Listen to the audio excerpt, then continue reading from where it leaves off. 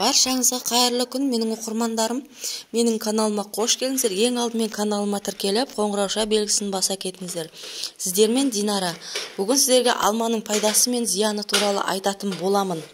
Қызыл алма, көк алма, сары алма, алманың қай түрі болмасын, адам ағзасына тигізер пайдасы көп.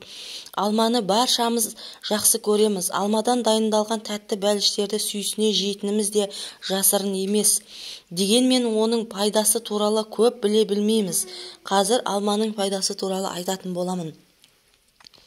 Алманың құрамында С, В1, В2, П, Е дәрумендері мен марганец, калий, кальций, фосфор, натрий, молибден, мырыш, барий микроэлементтері бар. Алмадағы темір қан айналым жүйесінде өте қажет. Алма бауыр, бүйрек, асқазан, ішек жолдарының жұмыстарын жақсартады. Бет терісінің түсін жақсартып, жас әрі күтімді етіп көрсетеді. Холестерин мөлшерін азайтып, іш қатудың алдын алады. Диареяны емдеп, иммундық жүйені жақсартады. Алдыңыздағы тізімді көріп, ешқандай нашар қырын байқамадыңыз. Асықпаңыз. Диетологтар алманың құрамында жас ұнықтың көп болуы, колий тоқшектің тараулап қабынып ауруының пайда болуына әкеліп соқтыруы және асқазан ішек жолдарының жұмысына зиян тигізуі әбден мүмкін екенін айтады. Екіншіден, құрамында жеміс қышқылының шамадан тыс көп асқазанға жараны ұлғайтып жіберу қаупі бар. Үшіншіден, алманың қышқылы тістің эмаліне қатты әсер етеді, яғни оны жұқартып, тісті сезімтал етіп шығарады. Алма жапырағынан демделген шайды көп ішпегеніңіз абзал. Мұның қант диабеті ауруына шалдықтыратындығы дәлелденген. 2011 жылы Америкадағы химиялық қоғамның өткізген зерттеу нәтижесі бойынша алманың көмегімен өмірді 10% ұзартуға болатыны анықталды.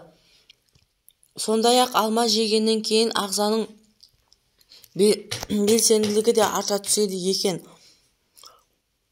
Бұл зерттеу жануарларға қолданылғанмен нәтижесі адам ағзасына қатысты деп саналады. Әдетте инсульт, инфаркт аурулары холестериннің көп болуына туындайды. Алма сол холестерин санын 23%-ға азайтады. Холестеринді азайтатын арнайы дәрі-дәрмек 18-50%-ға дейін төмендетсе, өзге зиянды ауруға апарып соғуы мүмкін. Алма мұндай артық ауруларға төтеп береді. Гавай аралында жүргізілген зерттеу нәтижесі бойынша ең көп алма жеген топқа қатерлі ісік ауруының пайда болу қаупі 50%-ға дейін төмендеген.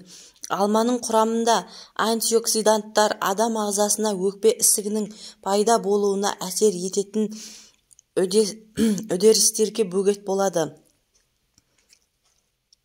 Әлемде алманың 7500 түрі өсіріледі. Ең басты өндірушілері ақш және Қытай. Тарихшылардың айтуы бойынша алманың пайда болған жері қазіргі Алматы қаласының аумағы. Алманы қабығымен қоса жеген дұрыс.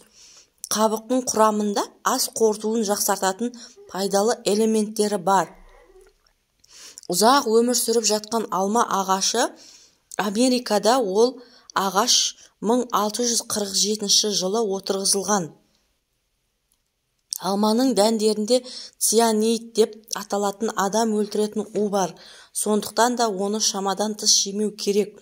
Ол суда батпайды, өйткені ода 20%-ға дейін ауадан тұрады. Жеміс беретін ағаштардың әрбір екіншісі алма ағаштары. Бір алмадан 70-100 калорий болады.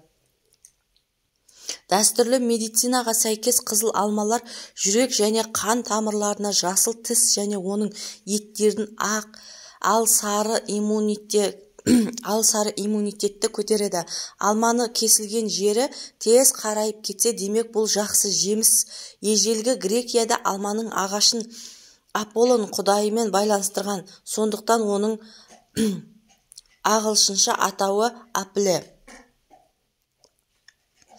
Археологтардың мәліметтері бойынша алғашқы алманың ағашы 8500 жыл бұрын отырғызған. 2005 жылы Жапонияда жергілікті тұрғыны